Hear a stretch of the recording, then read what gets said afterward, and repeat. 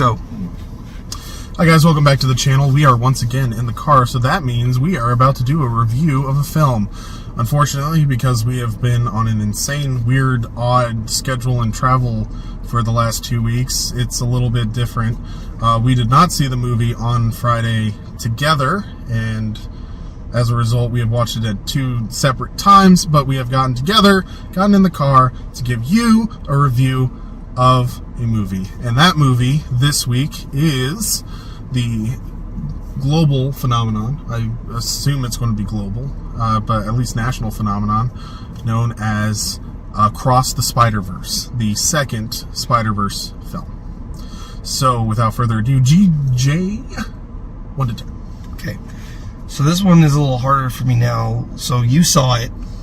I saw it today. Earlier today. Yeah. I saw it Friday, so I had a little more time to think about it. For reference, it's Monday. When we're filming this. I wanted to give this thing I honestly was going to give it probably I can't give it a 10 out of 10, but I also can't give it a 9. So I'm going to give it a 9.5 out of 10. Okay, why? The 9 is just for... I'll get into it a little bit later, but I can't give it a full 10 for 2 specific reasons. But the reason I have to give it more than a 9 is because it is like the most perfect film I've really ever watched, other than a couple of like 2 glaring problems that I personally have. Okay. But we'll have to get into spoilers to get specific with it. Cinematography is fantastic. I love the animation style that they use in it. It's really unique and fun. It feels like a comic book. One of the things I love about these films that they did with the last one as well is that each of the Spider-Man characters has a different animation style or cinematography style to meet that character, and they integrate it well in with the other characters, and that's always really fun. Miles Morales is a really strong character. He's really fun. The story was good. The direction everything went was really I was engaged, and I was so pulled into the film that I when it ended, it was like I was like jerked out of it. Mm-hmm. Especially after just watching The Little Mermaid and some of these other films that the Zodiac one, which kept pulling me out of the film the whole time. To be so engaged that I didn't get pulled out of the film till it ended was a really fun change. It's fair. That's fair. How about you? Okay. I have a couple of different scores that I could give this film. Well, you can only give it 1. That's not true. You can cheat. I cheated. Yeah. So the thing is that there are no rules. This is our review. Yeah, I have a few like criteria and stuff like that determines what my score is. As far as 2023 films, this is probably the second best 2023 film that we've seen this year. The first one right now is held by Guardians. I absolutely loved Guardians. And I believe I gave Guardians a 9. You did. So I think that a 8.59 is fair for this film. Okay. As far as 2023. Overall enjoyment, I'm leaning more towards 8. And comparing it to Spider-Verse, which is one of my favorite films, I'd have to give it a 7 compared to the original Spider-Verse. Okay. So I'm just going to go ahead. I'm just going to split the middle. I'm going to say that it's probably about an 8 for me. Okay. So, like DJ said, the cinematography is amazing. The animation is amazing. The story is pretty good. The part of the thing is I think it's a little more jumbled, definitely, than the first film was. It is. It doesn't progress as... It also feels intentional to me, but I'll get to that later. Yeah, it's very chaotic. There's a lot of moving parts to it. It can be a little hard at times to follow. I didn't care for the score on this one as much as I liked the original Spider-Verse. The original Spider-Verse, I can honestly just listen to the score. It was amazing. That's a fair critique. This one's score I don't find as memorable. They bring in like a couple of different parts from the first one into the second one, but it doesn't feel like enough. It almost feels like an entirely separate film in some cases. Gotcha. So yeah, that's just overall like general impressions. It is a very, very fun movie. It is a very good movie. It is very much enjoyable. If you liked the first one, you will enjoy this one. I think my expectations may have been just a little too high going into it, so that's probably why I feel a little bit more. I actually enjoyed this one more than the last one, and I actually just watched the last one like literally the day before I watched the new one again. Okay, so it I could watched also them be right a in a thing. row. It could be a thing of nostalgia goggles, but like I said, it is an enjoyable film, even though like I have a little bit of a lower rating. Well, no, but I actually agree with you to some point as well. But we can get we'll have to get to spoilers before I can get into details, because I'm going to spoil the bejeebies out of it if I don't say anything else. Yeah, but of all the films that are in movie theaters right now, this one is definitely the one to watch.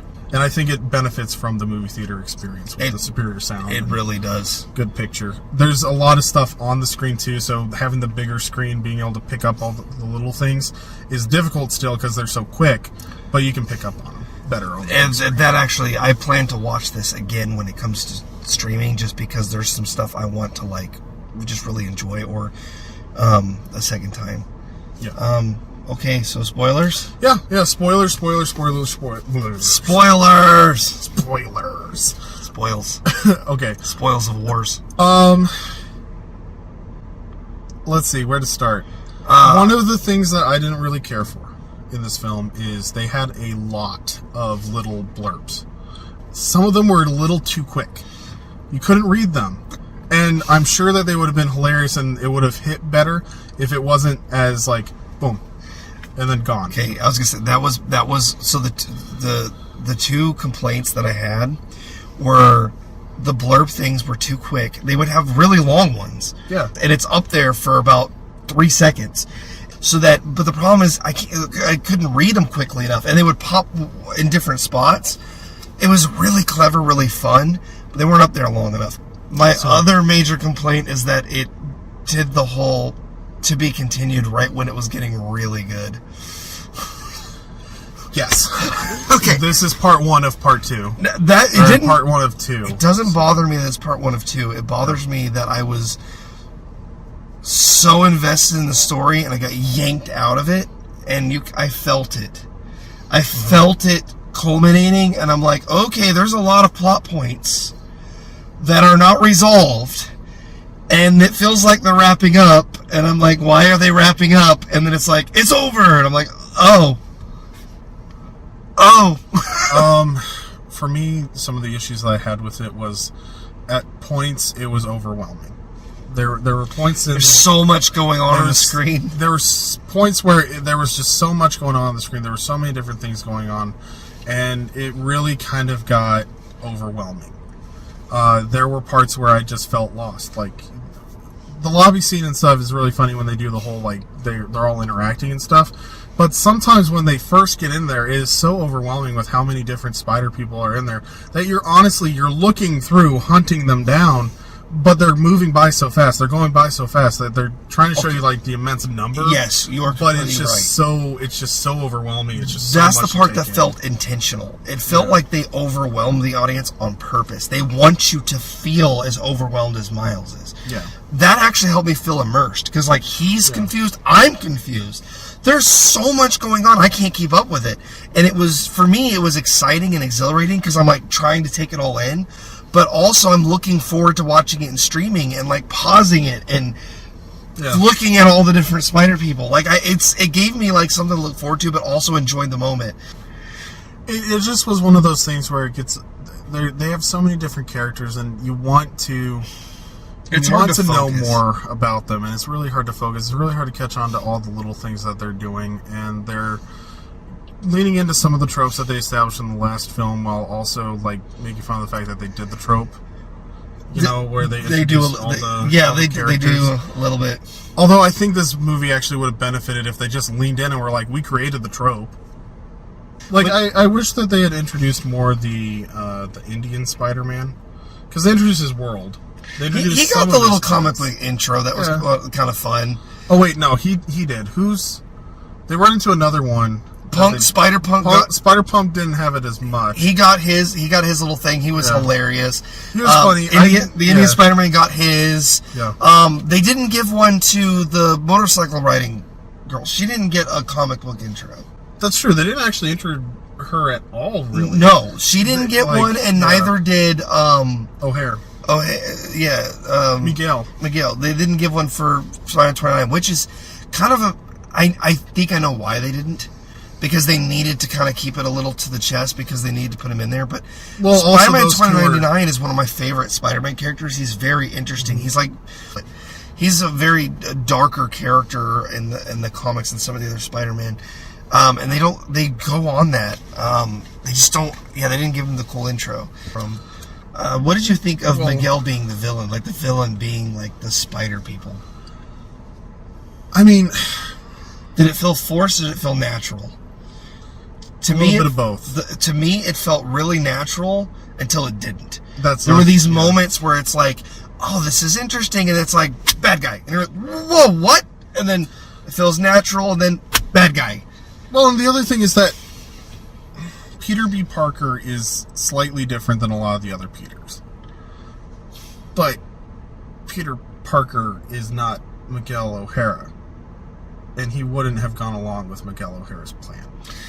To the extent that all the Peter Parkers did. The fact that's kind of the thing, is it just felt like... My only issue with it is there weren't more Spider-Man that kind of went against it. Like, they were just all on board with the plan as is. That was a little... It would have made more sense to me if Miguel was hiding it from them. Yeah. When I found out that they all were in on it and they all knew, I'm like, really? All of them? Well, okay, so they kind of hint that Miguel has a very specific small team. Yeah. I don't think that the majority of the massive horde of Spider-Men actually knew everything that was going on. I think that they were all collectively together, and they were doing what Miguel said, but they weren't in on what was happening. They were rounding up the things and being like, oh yeah, we're doing good. They didn't realize that they're rounding up the people so that all of the Spider-Man stories are the exact same according to the canon, including tragedy, like forcing tragedy to continue. That's fair. So that's what I think. But here's my issue with this. How many of that small team joined Gwen at the end of the film? All of them. But 2. All of them joined Gwen. Every single person in that small group left. Except for pregnant Spider-Woman and Miguel O'Hara. Yep. Even the AI girl left to join them. Yes, that's true. And she was running the machine the entire time. Why'd she have a massive change of conscience when she was running the machine the entire time? Yeah. The only other gripe that I have is I think that there was a lot of moments that kind of got ruined because of the trailers. They were really liberal with their trailers with this film. That's fair. If you just watch the films without the trailers, the first film to the second film, you're like, oh, it's really cool. Miguel's like bringing these people all together, and he's just trying to keep the universe together and stuff like that. And then it's like, oh no, he's literally... It would have been way more fun if I didn't know he was the villain going in. Yes. And he wasn't even really the villain. He's like the tragic hero. He's the literal embodiment of die a hero or live long enough to see yourself become the villain. Yeah. He became the thing that he fought against. He became the megalomaniacal, I'm trying to save the world, the universe kind of person. And he's just thought of one solution, and that's the only way, and he's not interested in listening to alternatives. Yeah. I think that if I was going to do this film and doing the trailers, I would have not touched any material beyond the halfway point. Yeah, I kind of wish that it's messy. The Spot is also one of my favorite villains because he's such a silly villain. But he's formidable in like the animation of the comics because he's versatile. They did a really good job of taking him from this like mediocre villain to like this big, bad, disastrous character. It was really fun seeing him grow. Although I do love when they're trying to console him and they're like, nobody thinks you're just a villain of the week, right, guys? Yeah, you're fine. You're a good villain. You're a great they're villain. All like connected together because they're trying to pull him back. There's like everybody is like, I will be, and he's like, you've hurt me so deeply that I'm gonna make you see. Like, and they won't listen to them. That was really fun. That was the kind of stuff I enjoyed in this film. There was just the little stuff like that, the quips, the jokes, the fact that all Spider-Man joke except for Miguel. He's super serious. Oh yeah, like literally, like the Peter interaction with him was genius. Like where he's literally talking and he's just being like a big goofball, and then Miguel's like, "Well, it's about the fate of the multiverse," and Peter's just like, "Come on, we're Spider-Man. We're supposed to be funny. And every time I talk to you, it's the fate of the multiverse, and my brain dies." Him with his little baby Mayday, like getting involved in the whole speech was hilarious. It's fun. Yeah. It's a fun movie. There's so many endearing parts to this that I can't even get into all of them, but so many interesting characters, so much. The punk rock Spider-Man was fun. He was fun. I didn't care for his animation. It was a little hard to follow sometimes. I got you. Yeah. The Indian Spider-Man thing was freaking fun. I love hilarious. His backstory where he's like, my life is perfect because I haven't had my tragedy yet. Yeah, his life's perfect. I have great hair, and I got this great physique now. I don't have to work out. As being Spider-Man is amazing. It was fun. And it was literally Spider-Man before the fall, is what it is. Well, it's 6 months. He's been Spider-Man for 6 months. He hasn't lost anyone. He may have lost Uncle Ben, or his version of Uncle Ben. He doesn't actually mention Uncle Ben or Aunt May in his. No, I don't think he does, yeah. The tragedy he avoids, though, is the Gwen Stacy thing. I liked the fact that they actually show, like, the comic book, like... Oh, yeah. The original source material is the original source material that they're using as the canon. Yep. I thought that was really cool. Like, it's actually, like, snippets from, like, the 60s comics. Yeah, it's a lot of fun. That was really fun. It's a fun movie, don't get me wrong. It has its issues. It's pretty messy. But the reason I still have a high score for it is because all of this stuff can be really well done and really well wrapped up in the next film, which they're intending to make. Yeah. This film is supposed to be messy. It's not supposed to end on a high note. It's not supposed to end on a bad note. It's supposed to end with you wanting to go to see the next one, and that's where we're at. Yep, I agree. So they did a very good job with that. I hope that they clean up some things and get the story to fit together better in the next film. If the next film is a little cleaner and less messy, this one will feel more intentional. If the next one is messy as well, then I'm going to have to give it a lower score because I'm going to be like, okay, you guys weren't doing this intentionally. You just didn't know what you were doing. Yeah. Okay. So, yeah, I'll wrap it up. I think we've talked long enough, and this is probably going to get cut quite a bit, I imagine. Yes. But it is one of those movies that it deserves to be talked about. And I think that part of the reason that you and I have talked so much about it is because we haven't seen it together. Usually when we see it together, we kind of already know where we're going. Yeah. So it's the importance of friendship. It's seeing movies together. The power of friendship. The power of friendship. With our powers combined, we make one decent review. Right. But anyway, guys, this is a very fun movie. If you're going to see it in theaters, it's very well worth going into theaters and stuff like that. Let us know in the comments what you guys thought about Into the Spider-Verse and the Across the Spider-Verse movies. Also be sure to like this video and subscribe so that we know that you guys are watching these videos and you get the most up-to-date videos put into your YouTube algorithm, stream, whatever you want to call it. We are live on Facebook. We put together posts and updates, and we try to keep you guys as informed as humanly possible during the week at Entertainment Rebooted. And if you guys want to follow us on Twitter, we are found at ExpositionSickle. Otherwise, once again, hope you guys are enjoying this. Let us know how we're doing. Let us know what we can do better and what movies you guys are looking forward to as we move on in the year. And until next time, I guess we'll see you guys in the next video. Thanks for watching.